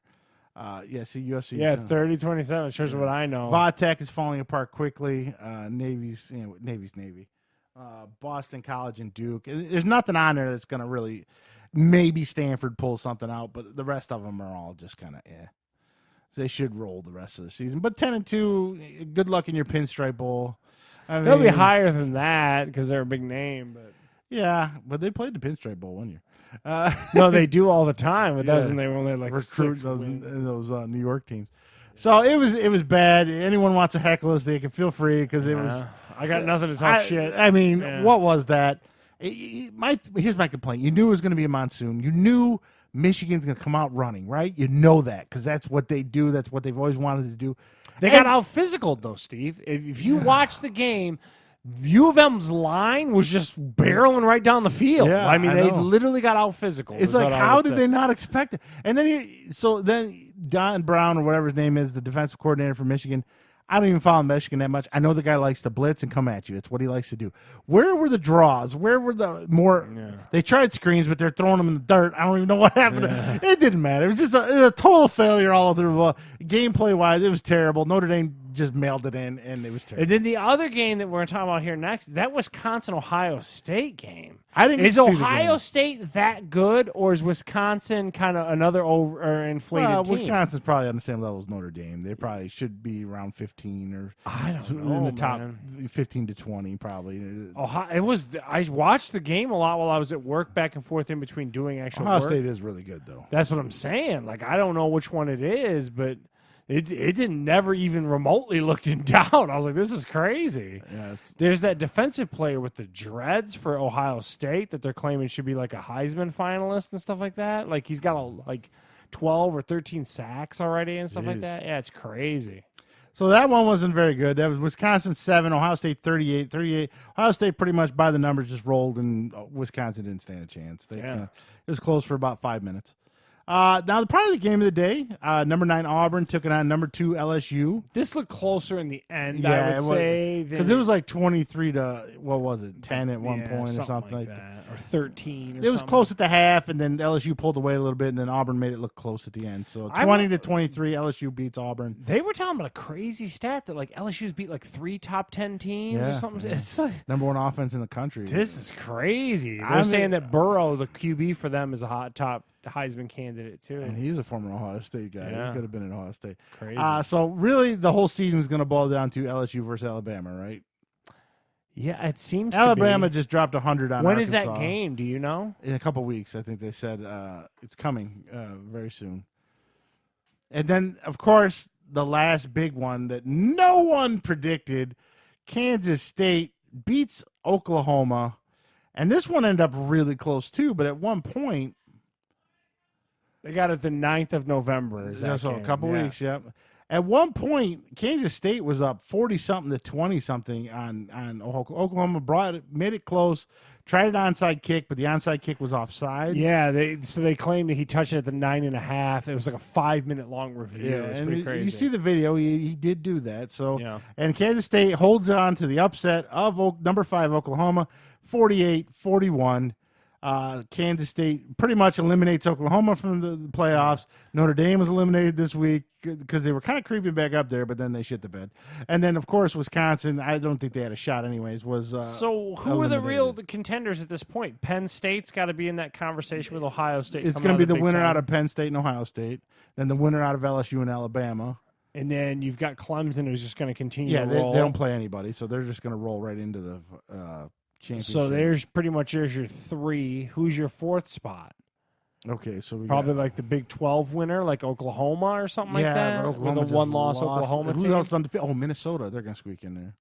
Okay, PJ Fleck, get on the line. I don't know. So they could. It might be one of those deals where LSU, Alabama, and if it's a close game and LSU lost, they're still going to put LSU in there too. It might be one of those deals. They did that one year with Georgia and Alabama, didn't they? I'm pretty sure they did. So when is the Penn State? Is there a Penn State Ohio State game coming up here soon? Yeah, they're going to play each other shortly.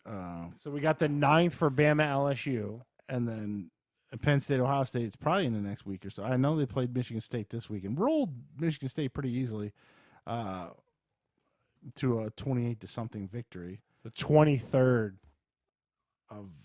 of November. Wow, they got so Ohio State's going to have Penn State and Michigan almost back to back. Right? Yeah, it seems that like. way. Yeah. So there's their challenge. Ohio State's challenge is going to come near the end of the season. That's weird. On the 9th they play Minnesota, so hopefully they can stomp a hole in the Gophers so we can let that dream go. What if Minnesota? I'm rooting for Minnesota just for complete college chaos. Yeah, pretty much. It'll all work itself out in the end. But there's a little college. We'll take our lumps. And feel free to message us on Facebook. I know Notre Dame shit the bed. I can't defend it. I've never seen that. But at the same time, too, apart. Michigan fan, I'm not sitting here saying burn the program down like all you guys were going into this game. I think that saved his job, really. There's no way thgoing to fire him. I know, but there was a hot seat of building. And now that he beat Notre Dame. Was it the Malzahn hot seat? He was on the Malzahn hot seat. He's going to roll Indiana. He's going to beat MSU. They're a hot mess right now. Yeah. And the only other loss they might have now is going to be Ohio. They're not beating Ohio State. There's no way. So they'll have 3 losses, but their 3 losses will come at good teams. So Wisconsin, Ohio State. Wait, that's only 2 losses, right? How many losses Michigan? They'd have 2. They have 2, and then Ohio State. Because we were assuming the Notre Dame would have been a loss. They lost to Penn State. Oh, Penn State. Yeah, they lost to Wisconsin. I don't remember Notre Dame played SC. I don't remember half this shit. I don't pay attention. I watch football, but I don't watch it, apparently. Yeah, so feel free to give us some shit. I know Notre Dame shit the bed, and I can't defend it. I mean, that was just terrible. Glad I had no money on that game. Usually I do have money on Michigan. It's a tough game to watch for us because like people come at us so hard being Notre Dame fans. But we know enough, knowing it being such a hardcore rivalry game. Yeah, and now that was announced they're not playing again until 2033 or some that's shit. a while. Yeah. Imagine. So when everyone bitches about Alabama and all these schedules, think about how far ahead they booked this shit. Yeah. I mean, you're talking 14 years from now? Like, that's crazy. And it seems like there's a lot of money in that game. Why would they pass that up for so long? Both schools are greedy. Yeah. That's what I'm assuming. They're fighting over money, right? Yeah. Probably. So they said, screw it, we won't fight each other. Yeah. See you in 15 years. Which is a bummer. I mean, I don't like Michigan or anything, but that game, well, except for yesterday. What are they, 2.5, 3 hours apart? You know what I mean? Yeah, that game's always entertaining. It's usually something It's to always watch. a primetime game. The Good tickets are a middle. hot button item. Yeah. Boy, am I glad I didn't drop no big scratch to go see that game. That would have been terrible. You'd have been 50 in friggin' rain and got your team stomped. Yeah, that'd have been great. Getting heckled the whole time because I had a Notre Dame hat on. Again, though, don't burn the program down. U of M people. Yeah, it looks like Harbaugh kind of secured himself for a while. All right, let's go into rapid fire like we do each week, and we got some movies coming out, and there's some interesting ones coming to both These movies DVD look streaming. First one on the docket, and I know I'm seeing this next week, so I'm a yes. Terminator: Dark Fate. Sarah Connor, Linda Hamilton, Arnold Schwarzenegger are back. I will be seeing along with this. another chick and a dude. Yeah, a lot of female power in this. A lot of Mary Sue's. I will see this. I'm a yes on Terminator: Dark Fate. I am a wait and see. I don't know if that's going to be my answer. I'm a maybe then, I guess, because I'm going to wait and see what the critics say. If people come back and tell me it's good, I'm all in. But the last Terminator movies are kind of sketchy. Well, I'll tell you what. I'll probably see it next Saturday because there's no need to rush out and see a Notre Dame game. Also this week, now this is very limited, just so you know, just because they want to get that Oscar. Your award The consideration. Netflix that's coming out next month, The Irishman, by Martin Scorsese, and it has Robert De Niro, Joe Pesci, and basically every old person. Sebastian Maniscalco's Yeah, it's very limited release though, so I don't know if you'll be able to find Ray it. Romano's in it. I won't be able to find it at a theater, so I'm a no. I will watch it on Netflix though. And definitely, I'm going to watch this for sure the day it hits Netflix. Just like you said, like I want to watch that Dolomite movie and The Irishman are the two big things. Yeah. They're going to release it around the Disney Plus time, I believe. So. That's how they're going to fight it. And this next one's a weird movie with Edward Norton and Alec Baldwin. And Bruce Willis. Set like in a prohibition type era. Yeah, and I think Alec Baldwin plays type of a gangster. I think Edward Norton's trying to take him down. Motherless Brooklyn. Probably a DVD for me, not the theater, so I'm a no. I'm a no just based on, but like you said, intriguing slightly. I do have an eyebrow raised at it to see if it would be pretty good. Now, this one I wouldn't go to the theater either, but I do want to see it. It's Harriet Tubman. It's a movie called Harriet. I think you were with me when we saw the trailers. It looks very historical and I want to see it. Harriet, but I'm a no at the theater. Same thing here. No theater, but definitely intrigued by it again. So now on Blu-ray, there's some weird ones this week. There wasn't a lot of real big movies coming. This one is a documentary. Mike Wallace, like 60 Minutes, Mike Wallace? Yes, it's a documentary about his life. So Mike Wallace is here, a documentary. I'm good on that. I'm a no on Mike Wallace. I'm a huge no. I don't give a shit about Mike Wallace. Yeah. Is he some big deal? I don't understand. Why do I give a shit about Mike Wallace? A lot of people consider him the last true great journalist. The last great. True great. And now I'll read the Yelp review about it. I'm good. I don't know. Now, this next one, this is up Steve's alley. This is Godzilla, the Showa era. This is the certain company that made Godzilla from 1954 to 1975. I wouldn't buy this. Well, I tell you what, if I saw this on Black Friday for a good deal, I would buy this probably. But I'm a no as far as renting it, so there you go. Godzilla's terrible. I love Godzilla. I know it's terrible. I still watch it. It's terrific. Dude, you're so wrong. It's so shitty. I put this one on here because I thought it was funny. Is there any way this was recorded in 4K? The only way they could have done it is they could have taken the old film and re-digitized it. Oh. The only thing I'm thinking they could have done. Wizard of Oz is getting a 4K Blu-ray release. I'm not buying this, so I'm a no. Charles? No. I don't get it. Yeah. Now, this next one, unfortunately, is too pricey. Batman Beyond, it's the full series coming to Blu-ray. It even comes with a little Batman Beyond pop. But it's like $70-something. If I can catch it on a Black Friday on sale, I would buy it. So I'm a maybe if I can catch it on sale. I did like the show. I'm a no. I didn't like Batman Beyond. Batman the Animated Series. No thanks. Okay.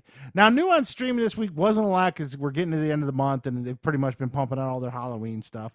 Arsenio Hall has a stand-up coming to Netflix called Smart Is it a Class. stand-up? I believe so, yeah. Arsenio Hall. I will probably watch this because I'm curious if he's still funny or not. I don't think I've ever saw his old stand-up, to be honest. I only know him from the show and a couple movies. So I'm a yes just out of curiosity. I'm a huge yes. I would definitely check out an Arsenio Hall stand-up in 2019. Plus, with Eddie Murphy kind of slowly getting back to that, I'm intrigued. Yeah. And he's in the new, coming to America, like you said. Unforgotten season 3. I don't know what this is. This is it's kind of like a detective show on Amazon. It has 3 seasons, has a little bit of a following. It didn't look appealing to me when I saw the trailer, so I'm a no. It's about a female detective and this other detective, and that's about all I can tell you. I'm gonna hit this with a what? I don't know what this is. I don't know nothing about it. And now Hulu has their second season of Castle Rock. This is the Stephen King, Bruce Lee based, like Twilight Zone if it was written by Stephen King type deal. I'm a no. I'm not big on this. I didn't see it.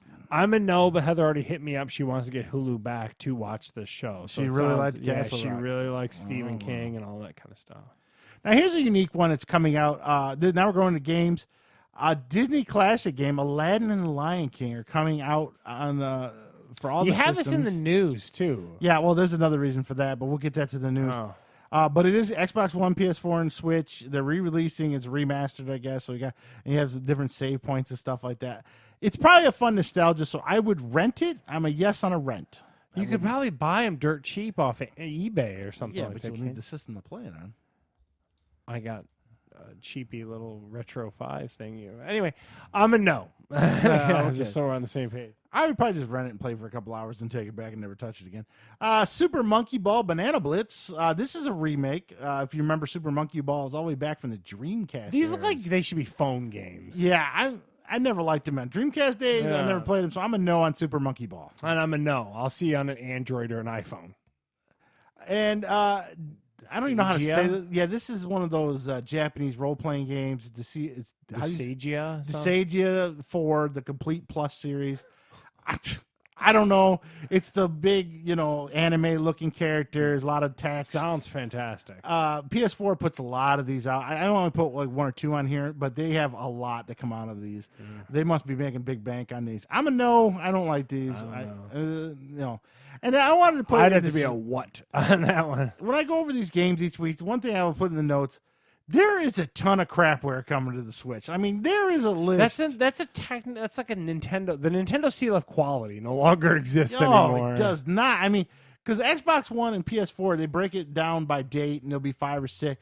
The Switch is like there's 38 Just Dances. Yeah, and I try to just pick out ones we might recognize, but they're 8 Rabid games. So much crap.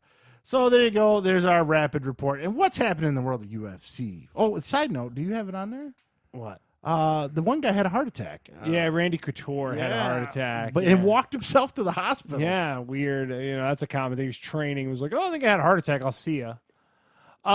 Just wanted to recap this past Saturday. So Ben Askren, as we talked about, was Ben Askren. Well, and again, you'll see that he lost because again, the UFC puts these guys out here, wants them to do good. No one tells the other crazy guy across the cage. Oh, this is the guy they were trying to promote. Yeah, that he lost again. So he's 19-2 now. So that's 2 in a row, losing to Jorge Masvidal and now Damian Maia. It was actually a good fight. He was winning the whole time. I just got caught. It's the craziest thing in UFC. I love it. And then the other thing was the Dariush guy. He submitted this Frank Camacho really fast. It was like with under a minute. It was like boom, boom, boom, drop, and then he just choked him out. It was kind of crazy to watch. Now, is he any relation to Hector Camacho? I don't think so. Oh, okay. And then the other thing that's coming up this Saturday, a big deal. UFC 244 is coming to you from Madison Square Gardens on November 2nd. This is where the Jorge Masvidal is fighting Nate Diaz. Now, there were some weird tweets about this. Yeah, like so Diaz. he got pinched by USADA or their drug testing stuff. Mm-hmm. But it turns out, so he wanted them to, come out and say, I wasn't a dirtbag and all this kind of stuff. So Nate Diaz is a vegan. And he was using a vegan protein that had a trace amount. That's how crazy these tests are. Mm-hmm. Some trace amount of a banned substance. So then he turned that stuff over, and then USADA actually let him fight based on how it was derived and all that. Mm-hmm. He's going to sue the company that the vegan whatever is made from and all this kind of stuff. Geez. So it's kind of crazy. But nonetheless, that fight's on. It's actually a pretty good card. There's a guy named Kelvin Gastelum fighting Darren Till. If you watch any UFC stuff, you'd know both of those names. They're kind of like those workman type guys that have been around a while. A couple good ones that are actually in there, too. Stephen Wonderboy Thompson's fighting again. He's a real karate type guy, which is always kind of entertaining to watch. And then Derek My Balls was hot. Lewis is still fighting. Follow him on Instagram. Yeah, he's fighting this Saturday, too. So I brought those up.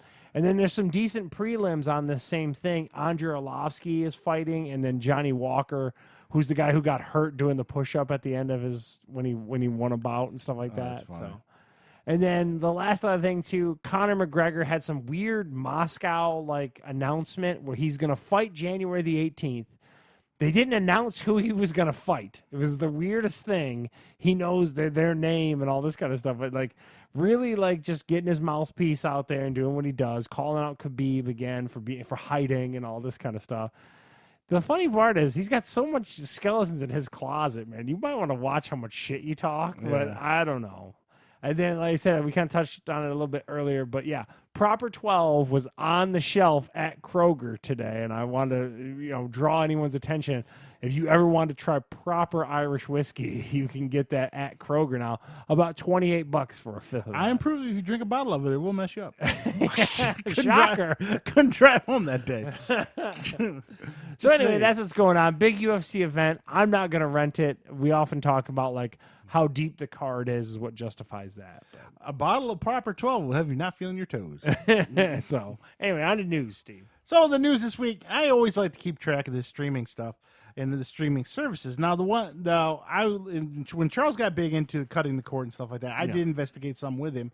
And the one I personally liked was the PlayStation Vue one. Correct. I don't have the Apple TV. I know a handful of people that have it. Yeah, well, come to find out, Sony's making no money from this. And apparently that's a constant thing in these streaming services. That's why you keep seeing price hikes. Yeah. They tried to get you in initially, and then, oh, crap, what do we do with this turd? Yeah, so now I guess Sony is trying to sell PlayStation Vue to anybody. Yeah, they Charles, contacted we have about $500 million. We can go buy PlayStation Vue. Okay, during the Marquee channel stream. Yeah, so they are looking at their whole customer base and the whole system to pawn it off on somebody. It was a weird thing for Sony to get into a little bit. It's one thing to hear YouTube get into it. That makes sense. Hulu, you know what I mean? Yeah. Like the characters that are involved, DirecTV, you got. It's weird to me that Sony got into it and got into it pretty big because they got pretty popular at one point. Yeah, and they've raised the prices continually since they raised. They're trying to make that mug profitable. And allegedly, the other ones aren't that profitable either outside of the Sony ones, according to that article. AT&T, Did you read that article? Yeah. So it's very interesting. So that kind of bums you out. Like I said, that's the one I liked the best. I thought I had the best navigation just using it through PlayStation and stuff like that. But apparently, it may be gone. They already approached one company that does some kind of fighting streaming service. I forget what it was. DAZN or whatever that is. Yeah, and they didn't go anywhere. So don't be surprised if Sony sells off that within the coming months to somebody. Sell it to Disney. Everyone sells stuff to Disney. I guess right? my thing is how are people going to get this content? And if you fast forward 5 years. Like, do you honestly think that the old cable model is never going to go away? I just can't believe that. I really don't. Like, I think that everything's going to go internet-based. I don't see how people are going to, how do you assume, because you talked about your U-verse is long in the tooth, and you don't think you're going to be able to keep it for that much longer. Right, and there's a lot of Michelle's parents out there, and I agree. Until but how they many all start dying, it's still gonna keep the cable. Yeah. And the other point is your streaming prices are going up and up and up. It's gonna cost the same amount as fucking at cable some at one point. I'm gonna have to cut my losses. You know what I mean? Yeah. Like at some point, I'm gonna say, is Bravo worth me stick? You know what I'm saying? Like, is it worth me being able to stick with it? So, yeah, we'll see. And like always, if you listen to this podcast, we keep you updated on all the streaming stuff because I kind of find it funny and intriguing, and so does Charles. The next one, now we talked about in the rapid fire, the Disney Aladdin and Lion King are coming out for Xbox One, all that on digital and on disc. But another company has actually got the rights to make cartridges for these games. For the original like SNES? Yes, and the Sega Genesis. And I thought that was pretty neat. And you get an art book and the whole deal. The problem is they're $100 each. I'm not spending $100 on those. If you have an old NES, you could just get the original cartridges. That's what I said on eBay. So why buy? I mean, I get it. They're collectors' things and stuff like that. I don't know about that. $100 each, that's a little much. When I can get the brand new version of it for $20 on Xbox, why That's would I crazy. bother? So there you go. You can get still in this. But then day there's and always age, those Disney weirdos, man. yeah, the niche there's niche items that people can get. Now Amazon's been, which is funny, they're trying to drive retail stores out of business, but now they're partnering up with certain retail stores where you can order your stuff, have it shipped to that store, and then go to that store. Kohl's and pick it will up. do returns too. Yeah, I've seen that. One of them was GNC, I think, on that list. So it's a weird. It's not. Well, I who mean, you because who think it goes is. into a GNC? At Yeah, this point? really. So Amazon, much like UPS and stuff now, where is it UPS that has it at 7-Eleven, or one of them has a drop boxes somewhere. take your word for So you look it up on Amazon, you can probably find it. Sorry, I don't have the list of all the stores. So they're starting to partner them up so you can have your stuff shipped to certain stores, then just drive to the store and pick it up. Well, what's funny is I have the Schlage locks in my house. When am I going to get that ability for the person to just set it inside my door and all that kind of stuff? Yeah, too? I don't know, but and now another big push is I think it's Walmart. They're trying to offer free 2-day shipping. on Did you see everything that now. other Walmart thing where they'll put your stuff in? They're wearing body cameras. They'll bring your food into your house and put it in your fridge for you. There was 4 cities. I guess I didn't do a good job with the news myself. Oh, wow, I 4 didn't see that. cities that they launched this pilot program, Pittsburgh being one of them, where Walmart is going to stock your fridge. I was like, this is crazy.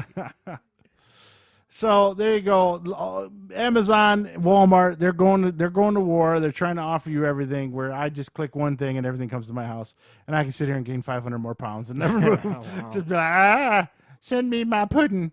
So there you go. Now the other thing that me and Charles both have high hopes on, especially after the final trailer, Star Wars hopefully is hitting a renaissance and coming back to stride. Even though I personally liked Solo, a lot of people didn't. And Macklemore is running, and Charles enjoyed Solo as well, and he enjoyed The Last Jedi. I didn't really care for it that much, but this week the last trailer was released for The Rise of Skywalker, and it touches everything, every nostalgia bone you have in your body. It pretty much touches. Even the big emotional scene with C-3PO, looks like he's going to die, but you don't know for sure. Yeah, they kind of touched on that already. Yeah, Like, the only C-3PO hokey is thing gonna I bomb. saw was the horses running across the deck of a Star Destroyer. Not quite sure about that part, but everything else. They looked- also are pointing out remnants of the friggin' Death Star and all this kind Oh, of yeah, stuff. I don't know, man. It looks really good. And there's a scene where Kylo Ren and Rey look like they work together to blow up this like statue thing.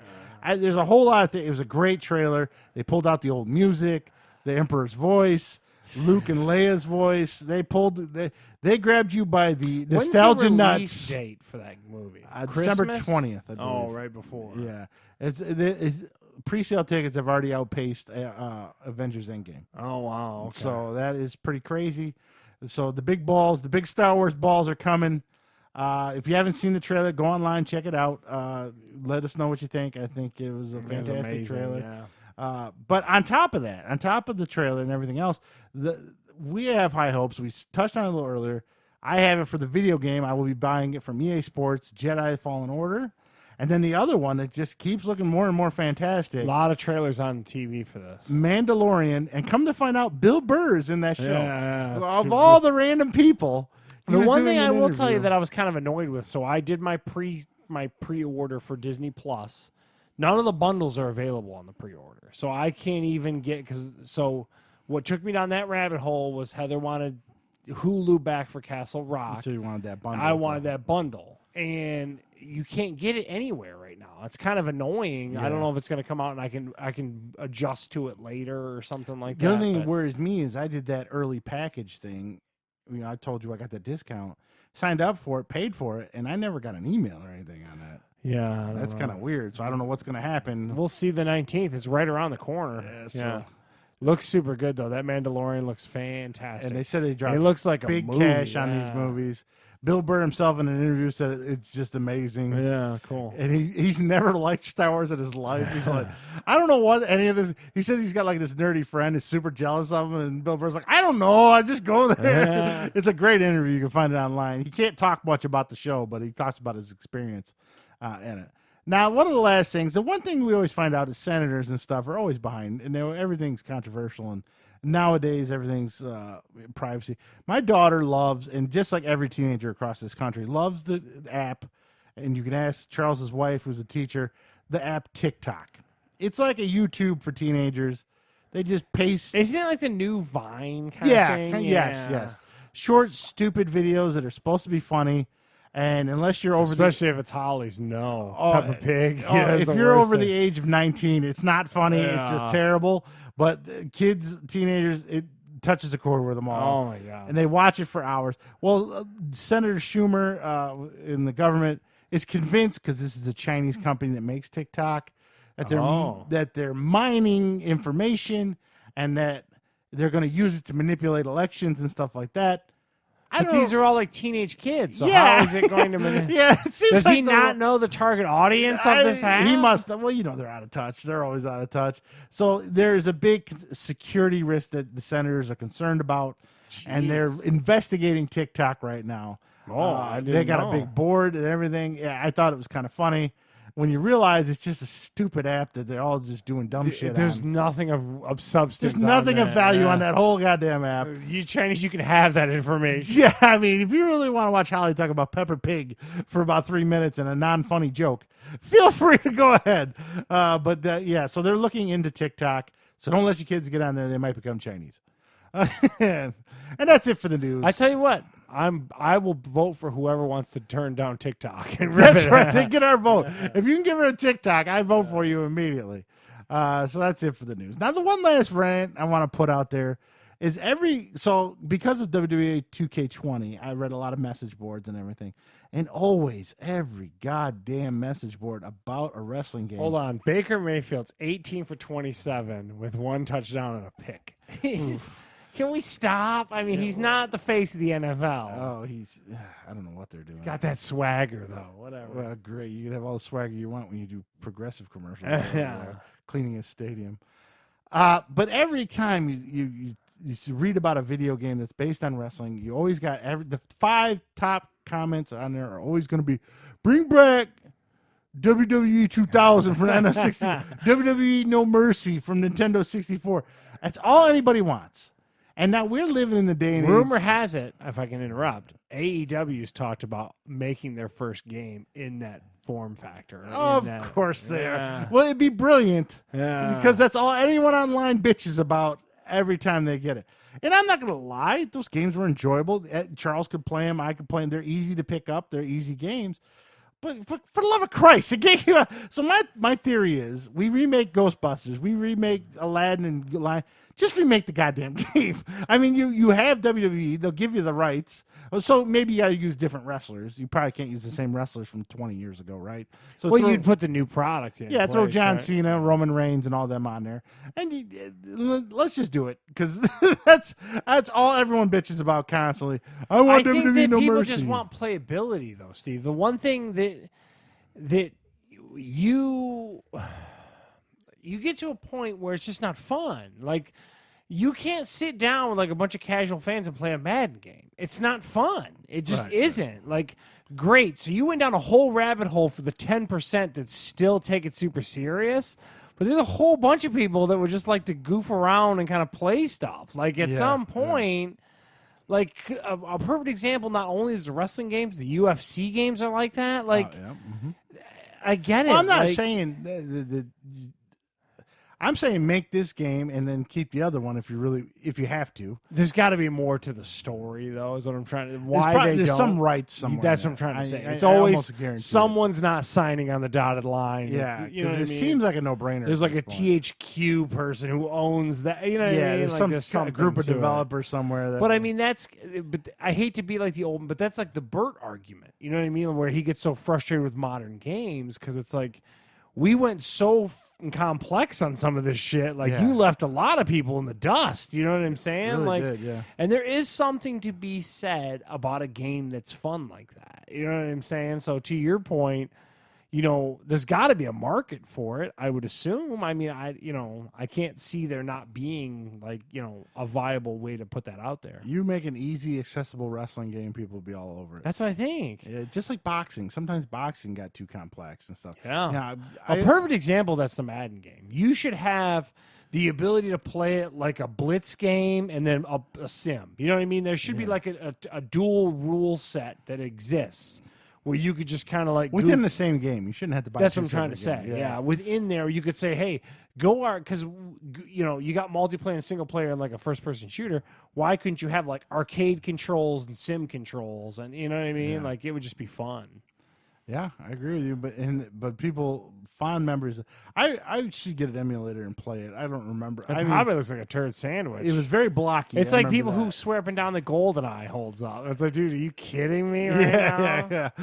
Gameplay wise, those old games probably do hold up, but visually, There's nothing worse than like that first gen of like 3D polygon stuff. Oh my god, it's brutal. So that first PlayStation, Yeah, you realize how far we came. It's one thing to play like an old 8-bit or 16-bit game. You know what I mean? They had a definite art still has a style to it. cartoony vibe to it. That 3D stuff, you're like, this is hot garbage, man. Those old Marios from that Nintendo 64. Yeah, People love them. tough stuff, man. It's like, dude, what am I missing here? Yeah, so there's a random rant. Remake the wrestling because everyone's demanding it online, and everyone listens to Trolls Online. So there you go. So we're finishing up here. New England's up 27-10 on Cleveland. Cleveland just they're driving a little bit, but the games are pretty much over. He'll throw a pick.